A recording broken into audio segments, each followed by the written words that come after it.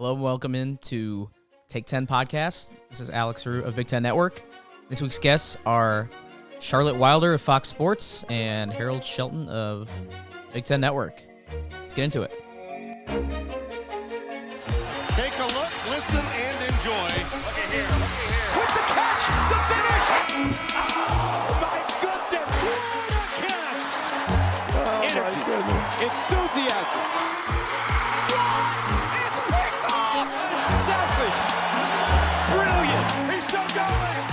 Touchdown.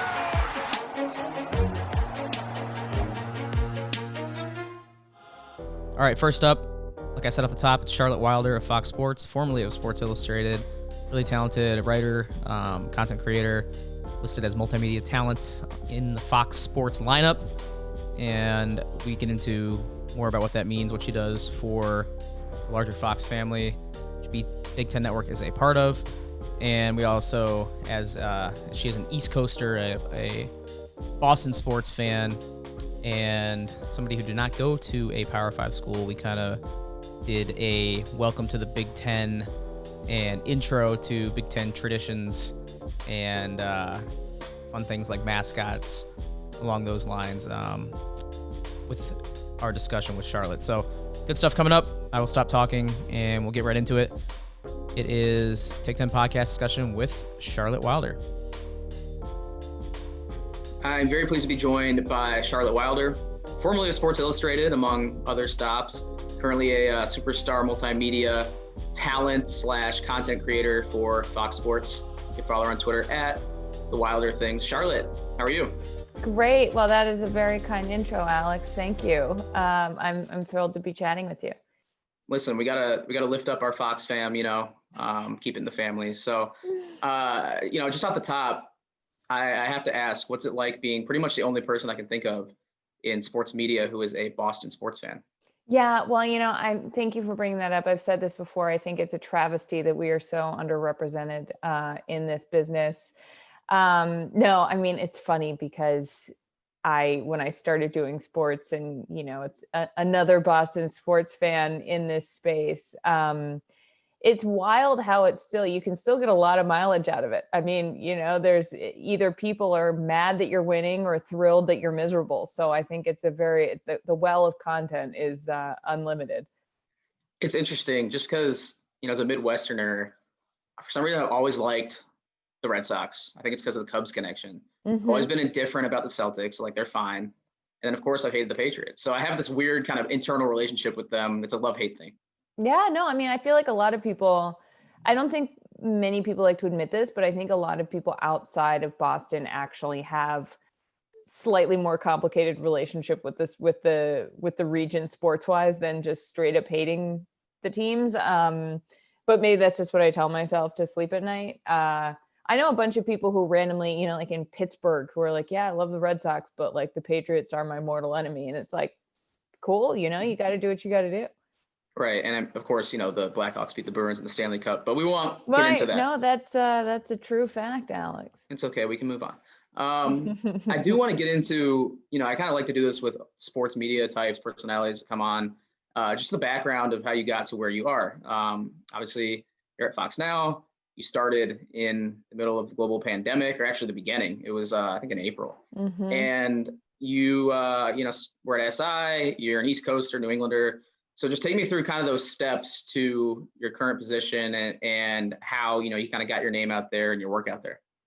Yeah, I mean, I've been doing this in some form or another for like close to 10 years now. I started in the food magazine world, which is kind of funny, for a few years. And then I went to general assignment reporting at Boston.com, which is a part of the Boston Globe.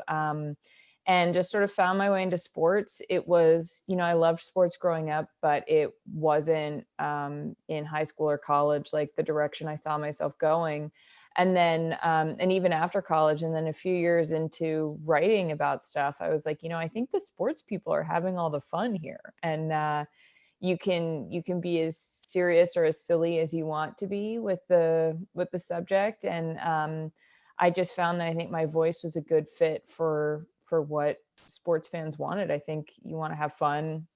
You want to feel understood. you want sort of the emotional highs and lows of your team winning and losing to be accurately represented. And so I went to USA Today Sports, and then I was at SB Nation, and then I was at Sports Illustrated for a little while. And I think that I've just I've worked really, really hard. I moved a lot. I've jumped around a lot. I've worked a lot of years with strange schedules. And I think that for whatever reason, I'm very humbled that people sort of, in any way connected to my voice, and just allowed me, that audience that I was building sort of allowed me to keep doing what I'm doing. And I'm thrilled that Fox Sports saw me as a non-traditional voice. I'm not a broadcaster. I'm not just a writer. I'm not like, I sort of don't know how to, people will ask me what I do if I meet someone new or a friend to a friend, and I'll like look at the person I'm with to be like, what do I do? Like, I don't, so I'm thrilled that they sort of saw what I do as something that we could use on the digital side. And it's been a blast. It's been so strange starting in a global pandemic when there are no sports, or there were no sports for the first few months. But I think it's a testament to this team and to management of digital to help me figure out what to do with myself and how to still make stuff for sports fans. And I think even though we've done it through computer screens, there's a lot of stuff I'm really proud of and that I think people have hopefully enjoyed. Yeah, it's been fun, seeing you start off and create some cool stuff. Just out of curiosity, when would you say, throughout your 10 plus year career in the industry, when would you say your public profile, kind of took off, if it did at all, or was it kind of a gradual build? Because I know, you've popped up in my sports consumption, over the years, and I'm just curious if it was at SB Nation, SI, or just kind of a gradual thing. That's an interesting question, Alex. It's funny because I don't know. Like I feel like what I do online now is what I was doing when I had 200 followers. Like I forget sometimes that people can see my tweets, which is a problem. No, I'm kidding. It is bizarre though, to have my name known at all or to have my work known. I feel like it's been kind of a gradual build. I don't. There've been a few sort of viral moments or a few big stories or a few things that have propelled my career or made more people aware of me. But I think it's been kind of a slow build in a way that I've been grateful for, because it means people are more likely to stick around. If it was just one big flash in the pan, then people sort of tend to drop off. But I think with everything I've done, maybe a few more people have come on board or been interested in what I'm up to. And I don't take that for granted for a second. I'm so grateful that anyone cares what I have to say or thinks anything I do is funny, or insightful in any way. But I think I've often said, like, I'm glad no one really knew who I was before I was like 28 or 29, because I think it allowed me to make mistakes and write things that, yes, people saw, but it wasn't like I was, one of someone at the top of my field, like really young, trying to figure out how to do this. And I have so much respect for people who have managed to do that. I think the little bit of time to sort of build up to something and hopefully build from here. I don't feel like I'm anywhere near that known, but it's nice to know that there's been room for some trial and error. Yeah, clearly you know how to resonate, with a pretty big segment of the sports audience and population. I remember one story that sticks out is when you did the Jeff Fisher one a few years back. That was great, and that was sports writing. It was SI, but you've done other things, obviously, with your on-camera stuff, podcasting. And one interesting element that you've kind of brought back to Fox Sports is the sports writing. So, like, going back to the great Jeff Fisher piece and all the stuff you did for SI. And it was a big deal when sports writing went away from Fox. They kind of scrapped the website, and it was a big story in the sports media game. So I guess how big was the creative freedom that you were afforded? Part of how big when it factored into your decision to come back to Fox Sports? And what about all the other factors that when you were making your decision and talking to the execs, what all went into it? I just loved the vision they were laying out for the site. I mean, Mike Buckland and David Katz really knew what they wanted to do with it. The fact that they were talking to me at all, the fact that they were interested in hiring me, to me kind of said it all, because I'm a very specific thing. Like, I don't think you'd hire me if you didn't know that I like using humor, or that it can be a little off the wall sometimes. And so the fact that they were interested, I was like, oh, okay, I've done enough now that anyone talking to me about coming to work for them knows what they'd be getting. And that in and of itself is sort of the biggest vote of confidence. I think what's been amazing to me about the position is the creative freedom, and the willingness from, the production team, from management, from editors to hear me out on my ideas and to say, like, let's try it. And if it doesn't work, we'll scrap it. I think that kind of nimbleness and creativity and just immediate desire to try things and find what works has been truly remarkable in this industry. And I'm just so grateful for that. So what are some of the favorite projects or stories you've done in your career in sports media to date? Just to give like the audience an idea, in case they're not familiar, just some of the recent stuff you've put out.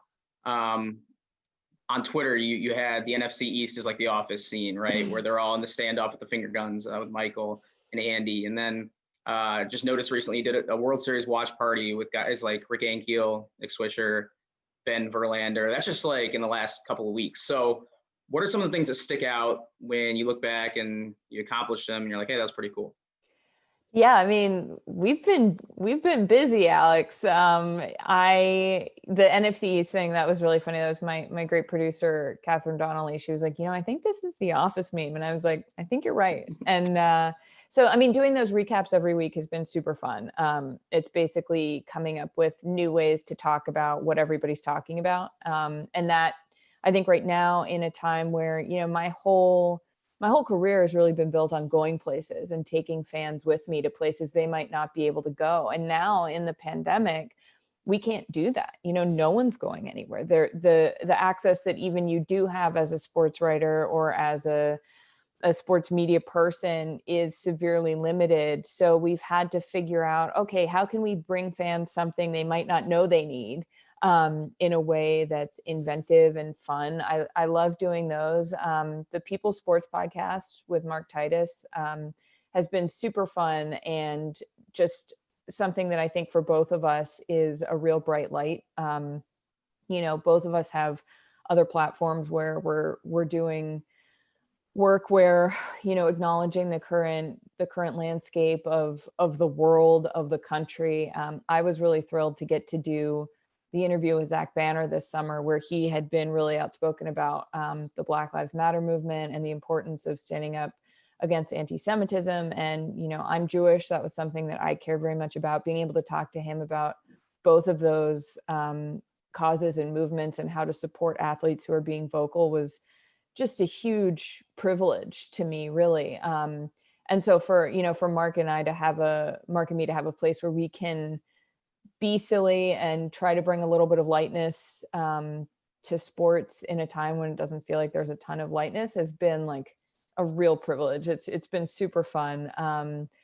Also the interview we did with Laura Oakman, of Fox Sports legendary reporter, and a coach of the Browns and the Washington football team, who are both the first two women to Callie Brownson and Jennifer King to be on the sidelines at the same time, where there's also a female referee on the field, Sarah Thomas. It's things like that where you feel like, okay, these are such cool moments that I'm very grateful that I have a team who's like, okay, we'll hop on it. We'll figure out a way to tell this story. And before that, the Jeff Fisher one, that was a total riot to get to do for Sports Illustrated, and for Fox Sports. Something sort of similar in that vein was I finally got Tom Brady's social media people to talk to me about his bizarre fake newspaper that he'd created. So it kind of all runs the gamut, but that's what I love about this, finding the funny, finding the serious, finding ways that people are gonna either learn something or be like, wow, she really went deep down a rabbit hole there. Yeah, wide variety for sure. So if you're not following Charlotte, you're missing out. Get on it. Okay, so I want to take it to the Big Ten portion of the show. Clearly, you're one of those coastal elites. You're out there on the East Coast. Drinking my lattes. Yeah, exactly. And your avocado toast. We're in the flyover states with the grit. So I need to get you acclimated a little bit to the Big Ten audience, and vice versa. So let's start out just by gauging kind of your familiarity. Like, have you been to any Big Ten campuses, to sporting events? Like, what do you kind of know from an outsider's perspective? Just so I can know where to start. Totally. I have. Last year I did a big story on college football that was so much fun. I went to a bunch of different games. I went to an Ohio State, Penn State game. And it was wild. I'd never been to the shoe before. I loved it. Coming from the East Coast, college football really was not, it's NFL, it's baseball, it's NBA.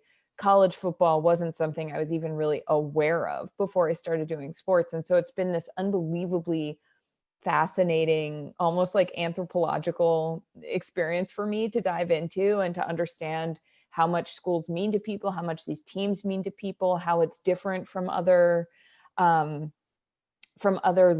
Because to me, college sports, what's so cool about it is that it's about home, right? It's about either the place that you went to school or your family went to school or is near a place that you care about very deeply. So it's a personal connection, like you're on that campus and you're like, this is where I belong. And I'm kind of jealous of that, honestly. Like I would love to feel that way about a school or a team. I went to a small D3 college, no offense to Colby. I loved the guys on the football team, but like, it's not the same thing.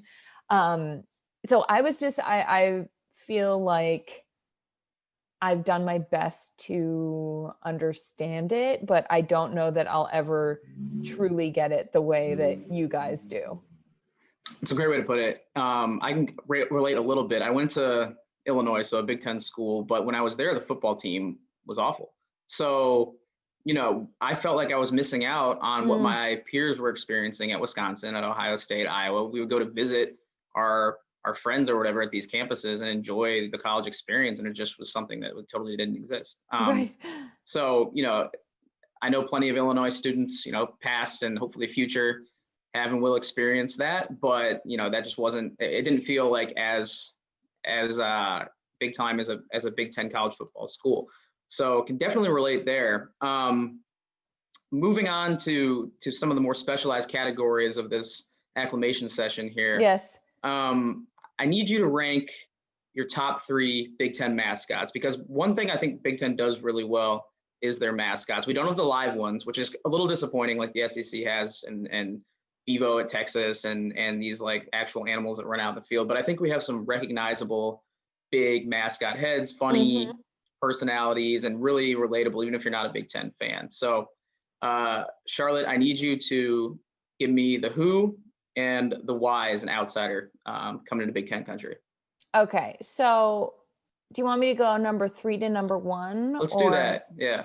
All right. I think coming in at number 3 for me, it's funny, Alex, I'm just looking at my little list I made here and I'm like, are we sure? Because this feels like a big declaration here.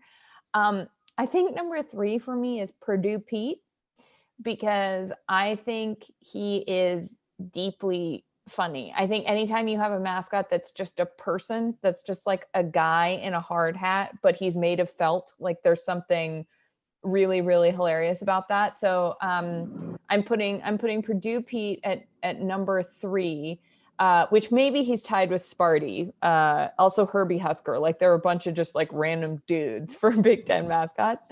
I think in second, we've got Bucky the Badger. I love that he is an animal wearing a sweater. I think that is, anytime there's a cartoon like Donald Duck where he only wears a shirt and he doesn't have any pants on, I'm like, that's just high comedy. We gotta appreciate that. I also think he's kind of cute. Number 1 is the Buckeye. And yes, I'm probably biased because Bucky, sorry. because I did go to a big Ohio State game and loved it. But I also like, he's a candy, like a Buckeye. That's like a food, right? It's one of those chocolate peanut butter things. And it's a bold choice for a school to be like, our mascot's basically just a Reese's peanut butter cup. But I think it's innovative, and it clearly serves them well because they're good at football. So I think that's my official ranking. I hope I didn't offend anyone too much. Lots to unpack there. Okay, let me break it down. So Bucky the Badger, not only is it a sweater, it's a turtleneck. So like he's not Squidward. He's not Squidward with the t-shirt. It's a turtleneck. And no, it's like Squidward fancy pants. He's like fancy Squidward. Yes, Squilliam, right? Yes. So that's that's stylish. That's in season. Don't confuse this. I always do this. Don't confuse Brutus the Buckeye with Bucky Badger, because Bucky. Oh, did I say Bucky the Buckeye? I knew what you meant. I do it all the time, but I just wanted to clear that up. That's deeply embarrassing. No, it's okay. You're right. You're right about the candy part. And funny story, like this content hasn't even come out yet, but it will in a couple of days. We made our Nebraska digital guy correspondent, Kenny Bell, played in Nebraska. Our other digital guys from Ohio State. So we had like a week 1 bet right off the bat. For every touchdown that Nebraska scored, our Ohio State guy, Joshua, had to eat a baby corn. So he only had to eat 2. Okay. For every touchdown that Ohio State scored, our Nebraska guy, Kenny, had to eat 1 Buckeye. He was having trouble putting down 7 Buckeyes. Like he was feeling sick toward the end. So, it can be too much of a good thing, as we discovered on our Zoom call yesterday, but I love that you pointed that out. Yeah. I mean, first of all, I respect that. Also, that's a hilarious bet, because even like 3 or 4 Buckeyes is too many Buckeyes. And it doesn't seem like it because it's the candies. You're like, I can handle this, but then 7, that is a commitment. Exactly. And I was ordering on Prime to ship it to their houses, and I was like, I don't think a 6-pack is going to be enough. I better go with the 30-pack just in case Ohio State pops off in this game. So, and the last thing you mentioned Purdue Pete. I have a funny, quick Purdue Pete story. So we were in New York for the Big Ten tournament a couple of years ago, and the mascots were all out there as well. So pretty cool trip for the mascots to go on. We brought them all out to this court that BTN had built for charity under the Queensboro Bridge or Triborough Bridge. And basically there were 2 Purdue Petes because the original one was injured or something. He couldn't do the mascot duties because he had like a bum ankle or something like that, but he still got to go on the trip. Really nice guy. And it wasn't my job, but I was heading back to Madison Square Garden on the subway, and Purdue Pete had to get back there, the injured one, just to go to the game. So me and injured reserve Purdue Pete rode the subway from Queens to in his costume to MSG. He was not in his costume, unfortunately. It was just a guy, but like I knew it was Purdue Pete and no one else did. So Purdue Pete is just a guy too. So, and that's what I like how you pointed it out, because it's so funny how it's like they just did the top of the mascot and they're just like, whatever, have him wear shorts and regular legs, Right. They're like, weird pants are fine. Like, do whatever you want. I love it. Okay, last mascot question. Yes. Because I don't know if you knew this, but this is like a thing apparently in Big Ten country. A lot of these mascots have side hustles, and I don't know like who gets paid, but for this, if it's the school or the mascot themselves, but they get invites to Big Ten alumni weddings. So, you'll see a Bucky Badger, a Purdue Pete, a Herky Hawkeye at these weddings with the lampshade on the head, all the fun stuff. It is wild out here in the Midwest. So if you had to pick one Big Ten mascot, it could be from your top 3. It could be a wild card. Let me know who's going to be at your wedding, just as a random one-off. So I think if I had to have a Big Ten mascot at my wedding, it's funny. You sent me these questions beforehand and I've had time to think about it, but I've gone back and forth. This feels like a huge deal, right? Because you have to be like, okay, who's going to be fun? Who's going to get the people going? Who knows how to party? And I think that I'm going to go with Herbie Husker from University of Nebraska. He's wearing a cowboy hat, first of all. And any guy in a cowboy hat, I'm like, I think he knows how to party. You want someone fun. I feel like he could really tear it up on the dance floor, like maybe lead some line dances. I think he could even, I mean, because he is technically a man, like you could be like, you got to wear a tux, and Herbie would have to figure it out. So I think there's a lot of different ways you can go with this. I love it. A couple things about Herbie, which I don't know if this counts, but I'm gonna include it in like the Husker package here. They have these side mascots that are the inflatables. There's a little red and a big red, and they like bob out there. So I think that counts. Like you can bring little and big red with Herbie Husker and it's like the inflatable wacky car salesman people. I love it. I love that. That's a great point. I didn't even think of that. And as far as knowing how to party, last time I was in Lincoln, Nebraska, it was a summer, so it wasn't the same, but we're walking down the street and there's like their little bar district had a advertisement for, I think, $1 tall boy beers. So that's just, oh boy, out in New York, you're paying $12 for that.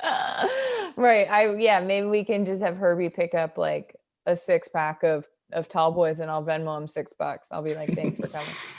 I love it. Okay. Charlotte, before I let you go, last Big Ten kind of gimmick here. Hit me. I need to introduce you to some of the traditions on Big Ten campuses. And these aren't like the ones that you see on TV. These are a little more hidden. Okay. These are the ones you have to ask the locals about. Love that. And just because you're going in a little more blind than the average Big Ten fan, I'm going to have you try and guess which schools these are either an attraction at or a tradition or whatever it might be. So I will start at the top with something called the Breakfast Club. One of my coworkers and friends who went to this school informed me about the Breakfast Club. And he described it as essentially Halloween at 6 a.m., starting at 6 a.m., every football Saturday. And essentially everyone dresses up, lines up, and gets to a certain bar at 6 a.m. on football Saturday. And with Halloween coming up, I thought it was a good topic to bring up. Okay, so first of all, I feel like couldn't that be every school? It could. I just think that like there's nothing unique that would make you think this is the school. I'm just having you guess blind, but you'll learn. I feel like when I was at Ohio State, they were doing that. Is that Ohio State? It is Purdue. Purdue. And you wouldn't think Purdue is not necessarily the biggest football school, but I found that at a lot of these schools where the football program isn't as consistent, that is a bar owner's dream. And so at a place like Illinois where I went, the bars were always packed. The tailgate lots in the stadium was not when I went there. It's gotten a little better because the team's gotten a little better, but I think it's the same at Purdue. That's why they just dress up and get wacky every football Saturday. And now they can do it with their improved football program. They got a squad now. Yeah. So. All right, next one, and I'll give you a little hint for this one. Okay. Because I know these are vague and tricky. This one is called The Rock, and it's been there for a long time. Rocks are old, but it gets painted over all the time with new messages, new slogans, like colors. I don't even know what they put on there. I know like during the Vietnam War, I think it was a big deal. People would paint over it. And it is by a large body of water. It's by a lakefront. And students at this school. Wisconsin. Close. I'm like, what other school is that? Is it Northwestern? It is Northwestern. Wow. The Rock is at Northwestern, right on Lake Michigan. And I heard lake and I was like, I know a lake. and with the whatever messages or whatever they're putting on there, Northwestern students are pretty smart. So I'm sure it was some sort of, it was like ultra intelligent, like physics. Equations and stuff. Just physics all over that rock. Yeah. Theory of relativity. Yeah. Okay. 2 more. Okay. This one is pretty famous, so I would not be surprised if you've heard of it. If not, oh, now you're going to embarrass me because I won't have heard of it. Hey, this will be a good test because I don't know if this is like a Midwest thing. Like, okay. I knew about it and I didn't go to the school. Okay. So that eliminates one for you right there. But it is called Little 500, or Little 5 for short. It is a bike race that is a scholarship fund race. So it's like kind of for charity, I guess, raises a ton of money, but it also is a huge party every weekend or every year during a weekend in April. It's like people from all the regional schools flock to this campus, and it's a pretty well-known college town campus. Is it Michigan? It is not, but it is a similar town. I'll even give you a hint. It's not in the same state as Michigan, but it's a well-known college town that likes to have a good time? Oh man, that's not Wisconsin, is it? It's not. I don't know, Alex. You have to tell me. I feel It stupid. is Indiana University. Okay. Little 500 is a big deal to them. So, we'll just pretend that Indiana fans don't listen to this. But yeah, sorry, Indiana. I feel like this know that. calls for a new, once the pandemic's over, I think you might have to pay a visit to Little For Five. sure. Oh, Charlotte's college football tour is going to be, we're going to get after it. From what I've heard, it is rowdy. So one more. You're 0 for 3, but it's okay because this is so embarrassing. Look, for what it's worth, I've never said that I know much. No, about we're learning. anything. That's the whole point of this exercise, and Okay. and I think you'll get this one because you've been close before in the first 3. And I actually didn't know this one, so don't feel bad at all because I didn't know this until I researched it today. All right, this is called sunburst chairs. And I sat in these chairs. I didn't even know it was like a big deal. The chairs are green, yellow, and orange. And those colors are actually trademarked by the school, even though none of those schools, green, yellow, orange, are the school colors. Okay. This is a really popular hangout / drinking spot by another lake. This is Wisconsin. And the chairs are apparently so popular that dozens of them get stolen every year. People just get up there, hop off their boat, I guess, and steal them. And you can buy one for $350 on the establishment's website. Wow. So it's Wisconsin. I've been there. Is it on that patio? The terrace. Yep, yeah. The terrace patio. I'm like the deck. Yeah, no, I love that. When I went to Madison for the first time, I was like, oh, so this is what real college is. It just seemed super fun. And that lake, man, I don't know. I think the Midwest, I think you guys have figured something out. That's a good spot for you to go because Madison is my favorite college town to visit when it's warm out. Right. Like you said, it is super unique. And that spot is like, you don't get that at every Big Ten school. Like that was unique. And I don't think at many schools do they serve alcohol at the student union because that's what the terrace is. It's a student union. And I guess the chairs are a big deal. It's good stuff.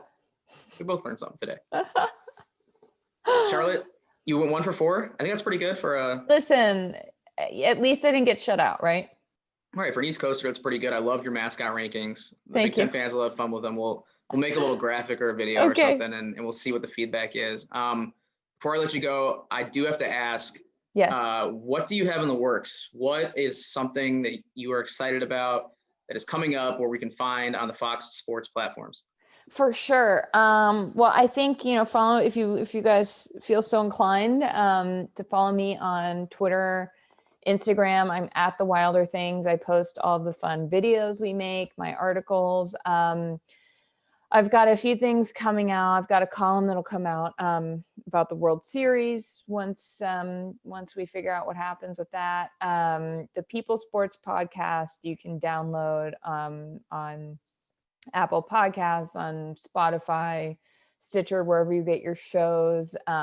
Mark Titus and I, Big Ten's own, Ohio State's own Mark Titus, and I have had a ton of fun with that. So be sure to check that out. And just there are a few things I'm kind of working on that I don't want to jinx, but hopefully are going to be coming together. I'd be grateful for any Big Ten fans who want to, send me things I need to know, like teach me about your culture. I'm intrigued. I love it. Yeah. And I would be remiss if I didn't ask this because I had it written down, but I forgot. Yes. How will you feel if Mookie Betts wins a World Series with not the Boston Red Sox? It's funny you ask, Alex, because that's exactly what I'm like.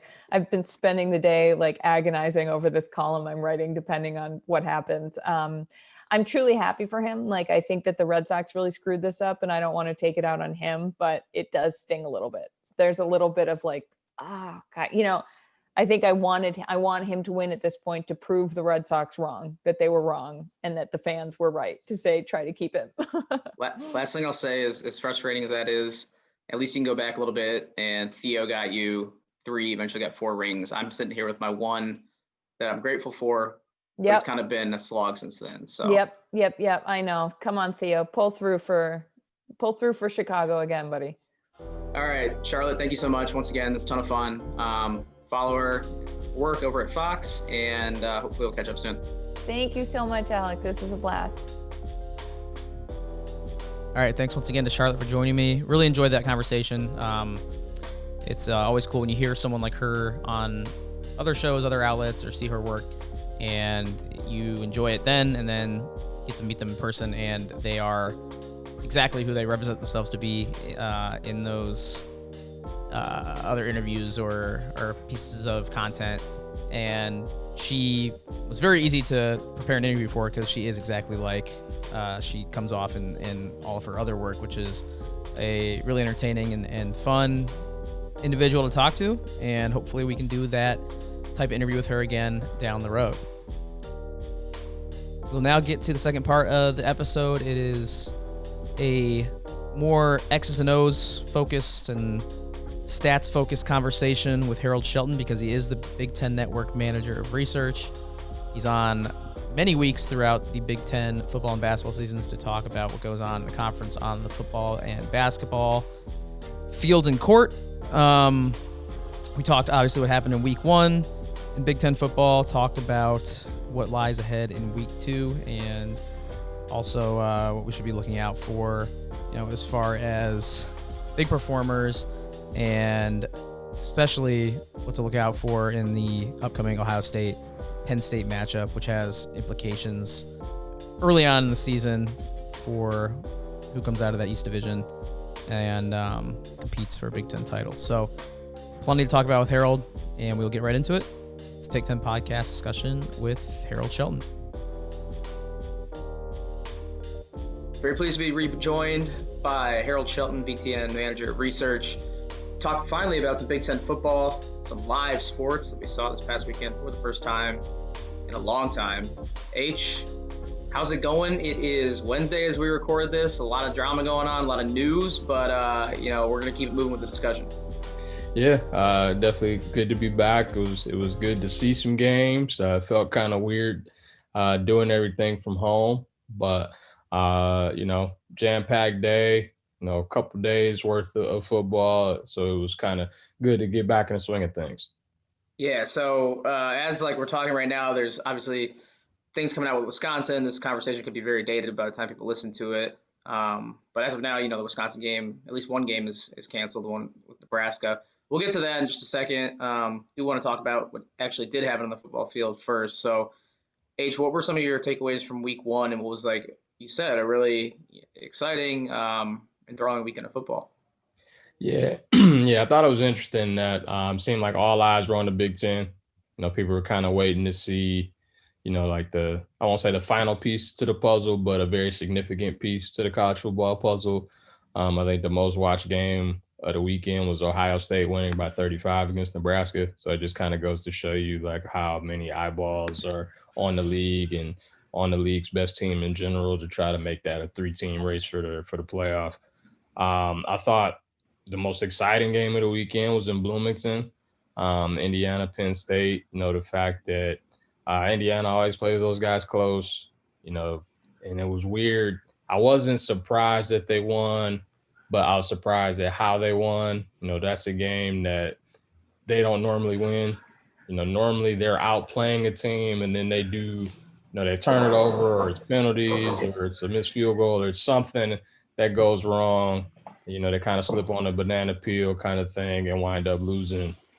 This was the exact opposite. I mean, they were outgained by 270-ish yards, and Penn State was the one that had 10 penalties, and Penn State missed 3 field goals. And even though Indiana gave up a bunch of points in the fourth quarter to go from a 17-7 halftime lead to a 28-20 deficit, they still found a way to drive down, get the touchdown, get the game tying 2, and then responding to Penn State's touchdown in OT by scoring and then having the gumption to go for it all and getting the benefit of the doubt on the call. I thought he was short. and I thought the ref might say he was short, and if they would have ruled it short, that would have been very, very Indiana football, and it wasn't. And so I'm just wondering if this is a sign of things to come, and maybe this could be a special season in Bloomington. Yeah, like we talked about it, off the show and on about how I never fully bought into Annie until they could win that big game, that primetime game, because they hadn't done it in 33 years, right? Right. It was a nice program build that we had seen to this point. They were beating inferior teams, taking care of it, stacking wins, but they finally were able to, slay that dragon. And as I was watching that game unfold, you're right. I thought some sort of Indiana football thing would happen. I can say that because I went to Illinois and I always refer to the Illinois football thing happening, whether it's a penalty or something unfortunate that costs them, usually in crunch time. So I've seen it my whole life. So I thought that would happen, but instead, you're right. It completely went the other way. The fortune broke in Indiana's favor. And when it comes down to a call like that, where I still truly, after watching it and then watching the replay, can't tell what the correct call should have been, I'm glad that the historically downtrodden football program got the nod there and got to enjoy what was kind of a capstone win, at least on the build. Right now, they can kind of say, okay, we've arrived. We're Indiana football. We're in the top 20, and let's go from here. But that was kind of the encapsulation of what Tom Allen has been able to build there. So hats off to Indiana. Anything else, Harold, that stood out week one? Obviously, Graham Mertz is the big story on Friday night. He's been the big story for other reasons heading into this week. But I think everything else, there were some interesting developments at quarterback. Peyton Ramsey looks legit. What else stood out to you across the rest of the conference before we get into week two discussion? I would kind of stay with the quarterbacks. I mean, we see Graham Mertz go 20 of 21. It was crazy. I think at one point, dating back to last year, he had 26 straight completions. not too bad.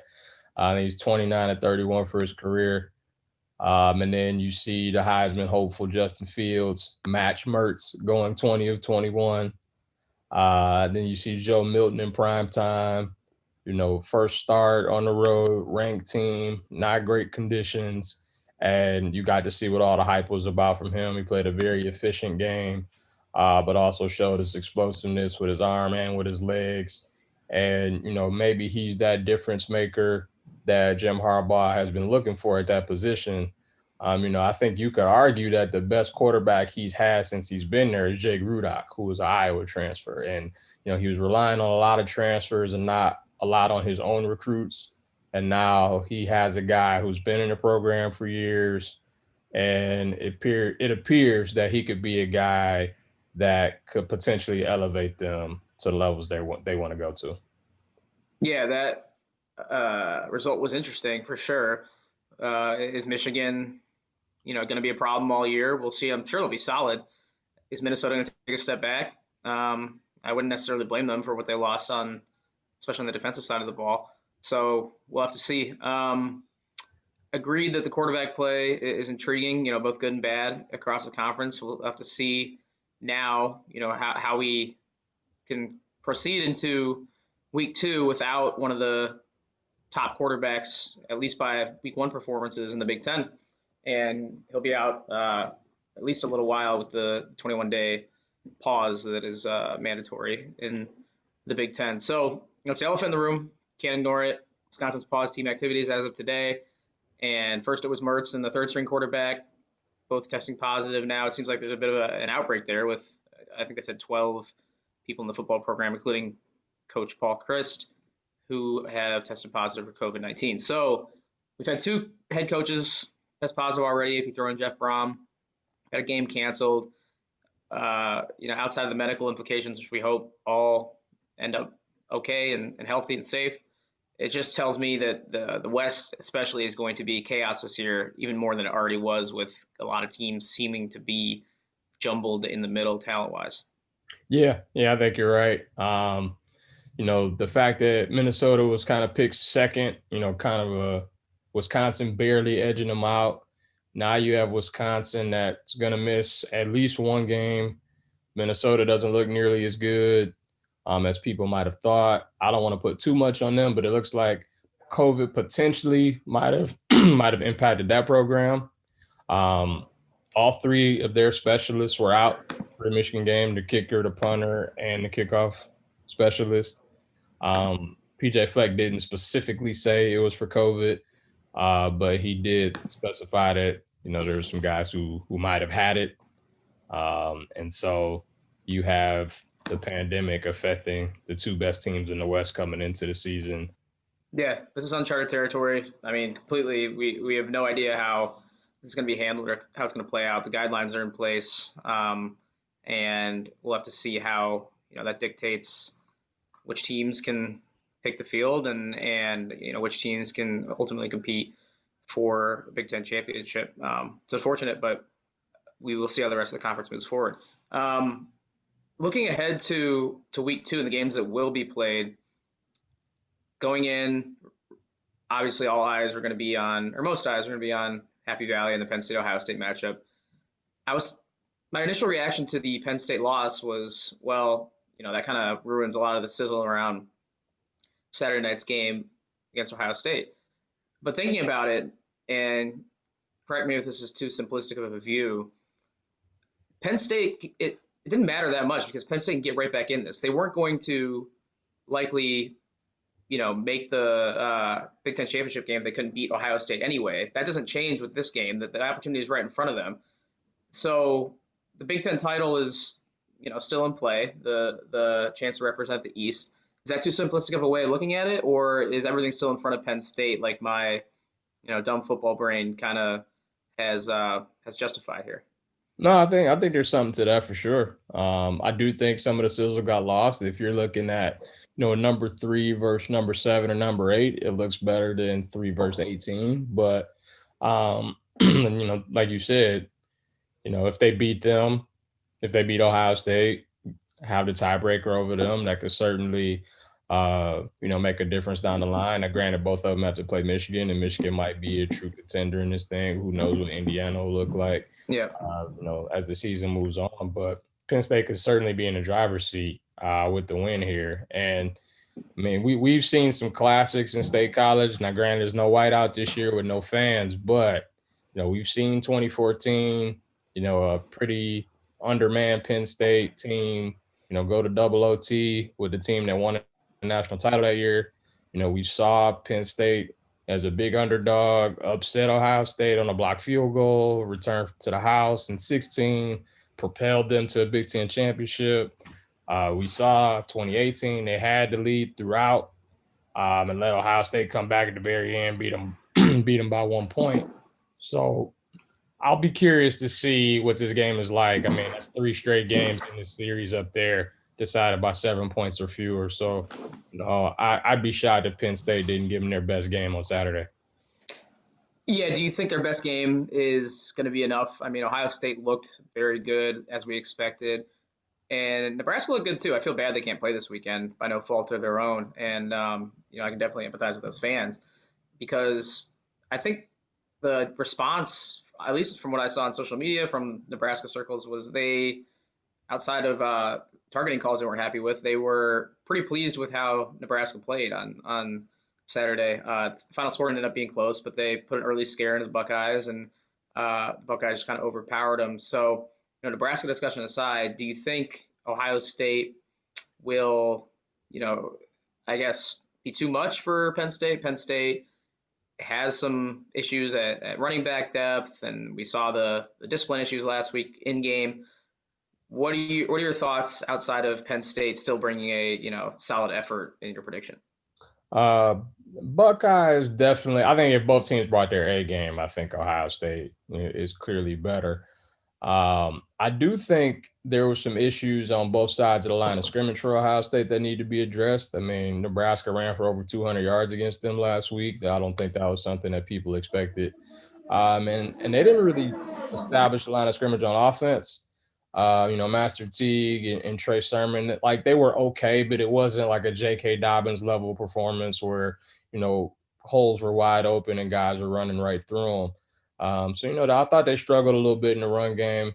I think Penn State's defense is better than Nebraska's, and I think they'll be able to get some pressure on Justin Fields. I think if there's one issue with Justin Fields, one criticism is that he has a tendency to hold on to the ball too long. So we saw how they got after Michael Penix a lot last week, and we'll see if, Shaka Tony and those guys can do that this week. All right, what else you got your eyes on this weekend? Iowa Northwestern has emerged as a pretty significant game in the West, especially with Wisconsin, maybe being removed from the running here. The West, like I said, Purdue can get to 2-0 if they take care of Illinois. Illinois needs to have a better showing than what they showed the country last week. There's no doubt about that. So there's some other games, some matchups. I don't know if you want to get into your alma mater, looking like full rebuild mode there, going against a very solid Michigan team. So I'm leaving that in your court. But what else you got your eyes on heading into week 2? I think we got to talk Indiana Rutgers. I didn't think that's something I would have said a week ago, but I'd be remiss if I didn't talk about how much different they looked under Greg Schiano. Obviously Michigan State played a big part with 7 turnovers, but you got to give credit to Rutgers for forcing some of those. They took advantage of the transfer portal. They definitely went and got a lot of guys there, Noah Vedral being one of them. And we talked about quarterback performances. He looked great in his first start with the Scarlet Knights. And then you see Aaron Cruikshank, a Wisconsin transfer, come in, make plays.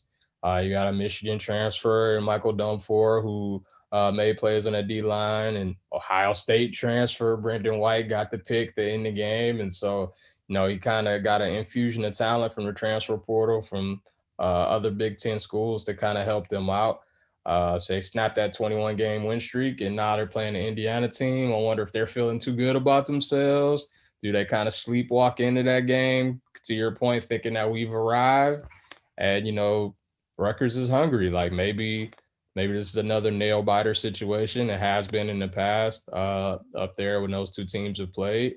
And so, they haven't beaten a ranked team since they've joined the league.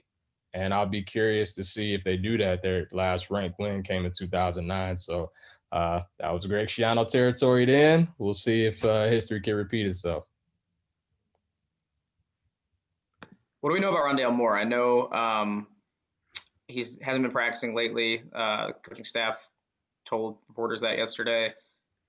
Is there any sort of update as far as if he's going to play Saturday, or is David Bell can continue to eat on his own with those 3 touchdowns he had last week, heading into another interesting matchup this weekend? Yeah, it kind of sounds like it's going to be the David Bell show again. Jeff Brown was very cryptic about some of his answers regarding Rondale Moore's status. I don't know if that's just kind of coach speak or trying to, keep Illinois guessing as opposed to whether to prepare for him or not. But it seemed like, there's been no reason given as to why he hasn't played. And there still isn't a reason being given. So I'm going to assume this is David Bell's show. It seemed to work out all right most of last year and obviously last week against Iowa. So he's kind of emerged as the best receiver in the league thus far. And so we'll see if Purdue can get to 2-0. That's something they haven't done in a long time in Big Ten play. And I want to see if them and the Hoosiers can do it. And Northwestern Iowa, man, that's that game. I'm really looking forward to that one because for whatever reason, Northwestern seems to kind of have Kirk Ferentz' number. Fitz has won 3 of the last 4 in that series. They've won 2 in a row at Kinnick, and we always talk about how tough of a place to play Kinnick is, and Northwestern doesn't seem to have any issues in Kinnick. Last time they were in Kinnick, they clinched the Big West title a couple years ago. They got the brand new offense. Iowa still kind of trying to figure out their footing on offense. I could see that being one of those, 20-17, 24-20 kind of games like they usually play. I was going to say, it's going to be one of those, or I can at least envision this, where Northwestern does what they've done so well under Fitzgerald, where they lose like every statistical category and then they win, like you said, 23-17 or something like that. And usually it comes down to them, forcing other teams into long third downs or some there's always some hidden stat that you're like, oh, that's how they were able to pull that off. And it's funny also, H, I noticed, I think I heard some horns in the background of your setup you got going there. I muted, so anyone watching on YouTube, I started talking the last question and I was muted, so I looked like an idiot. That was because there's like school kids walking outside my window. They get out of school right across the street at like 2:00 every day, and it's just another one of the first Zoom problems life, of working from home. Work from home is crazy. I don't know what's going on, but it was definitely a lot of honking on my street. Not really sure what's happening. It was those Amazon Prime trucks stopping in the middle of the road. They don't care. They just stop wherever. There's been a lot of that. There's been a lot of that for sure. All right, H, before we wrap up, I do want to, not to stay so much on the negative side, but I have to address one more unfortunate piece of news that we got recently. Our Orlando college basketball bubble is popped. And another added layer of this, I didn't realize that the potential Illinois-Baylor game, I think I have this right, that was supposed to be in Orlando. I didn't know that. So that's a matchup that looks like it's off the table as well, in addition to your Spartan Dogs and all the other fun matchups we're looking forward to down there. Yeah, that really is unfortunate. I know they said they still wanted to try to get the Champions Classic in, maybe have it in Indy or something like that. But that Orlando Classic that they were supposed to be in, it was supposed to be that loaded field, and then you had some teams pull out, and now it looks like the whole thing is gone down there. So to borrow your phrase, maybe some more on-campus MTEs, and that might have to be the way to go. It's unfortunate because I always look forward to those tournaments. They're the best part of non-conference play for me, especially that feast week right around Thanksgiving time, where it's that nice blend of football and basketball. But it looks like, unfortunately, we're not going to get that. So we'll just have to make do like we have done in 2020. All right, sounds good. H, till next time, I will leave it there. Hopefully, when we talk next, whether it's next week or the week after, we're in a little more stable of a place as far as news and football being played. But you and I will keep rolling. We'll keep talking football, and we'll keep looking forward to the games that are played. Sounds good, man. All right. Thanks once again to Harold, Charlotte for joining the show. Really talented pair of talented individuals in the industry. Always love talking to Harold, and it was cool to get a new guest on in Charlotte who provided a very fun and entertaining discussion. So thanks again to both of them. Thanks again also to everyone out there who has listened to the show, who's either listening for the first time or has listened many times. Appreciate it nonetheless. Please give us a review on your podcast platform, whether that's Apple Podcasts, Google Play, Podbean, Spotify. You can find us on all those podcast hosting platforms, and you can also find us on YouTube as well. One small silver lining of this work from home setup is that everyone is comfortable on Zoom, and the Big Ten Network Take 10 podcast has found a home on our YouTube channel. So check out Big Ten Network YouTube page and go to the playlist for Take 10 podcast. You can watch all these interviews as well as listen to them if you want to see these play out, see the expressions, and see just how many sips of coffee I take in a given interview. So riveting stuff there. Thanks as always to Julie Bronder for producing the show. And till next episode, everyone take care, stay safe, stay healthy, and we'll talk to you soon here on the Take 10 podcast.